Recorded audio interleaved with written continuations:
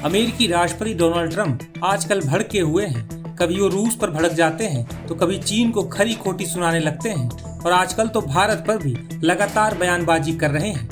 दरअसल ट्रंप रूस से कच्चा तेल खरीदने की वजह से भारत से नाराज है।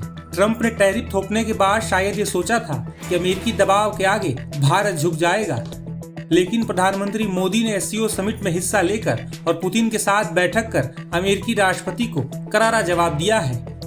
वहीं अब ट्रंप चीन की विक्ट्री डे परेड पर भी भड़क गए हैं। दरअसल एससीओ समिट के आयोजन के बाद चीन ने विक्ट्री डे परेड में अपनी ताकत दिखाकर अमेरिका को एक बड़ा मैसेज दिया है।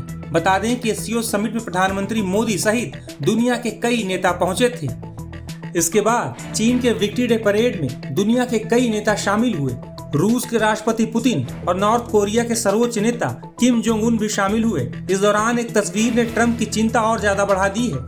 दरअसल एक तस्वीर में बीच में चीनी राष्ट्रपति शी जिनपिंग नजर आ रहे हैं तो उनके एक तरफ पुतिन और दूसरे तरफ किम जोंग उन।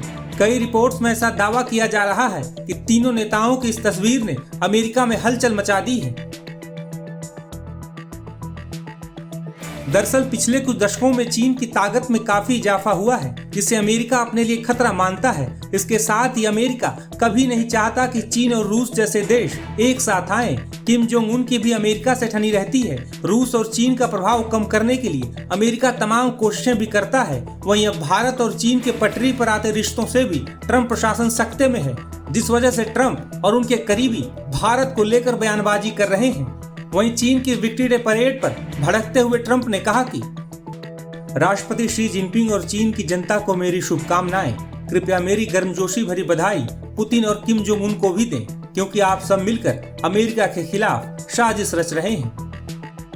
ट्रंप यही नहीं रुके, उन्होंने आगे कहा कि सबसे बड़ा सवाल यह है कि क्या चीन के राष्ट्रपति शी जिनपिंग उस भारी समर्थन और खून का जिक्र करेंगे जो संयुक्त राज्य अमेरिका ने चीन को विदेशी आक्रमणकारी से अपनी आजादी हासिल करने में मदद के लिए दिया था। चीन की विजय और गौरव की खोज में कई अमेरिकी शहीद भी हुए। मुझे उम्मीद है कि उन्हें उनके साहस और बलिदान के लिए उचित सम्मान दिया जाएगा और याद किया जाएगा। बता दें कि द्वितीय विश्व युद्ध में जापानी आक्रमण के खिलाफ जीत का चीन में जश्न मनाया जाता है। इस बार 80वीं वर्षगांठ के मौके पर चीन में विक्ट्री डे परेड का आयोजन हुआ। इसके जरिए अमेरिका को चीन ने एक बड़ा मैसेज भी दिया है।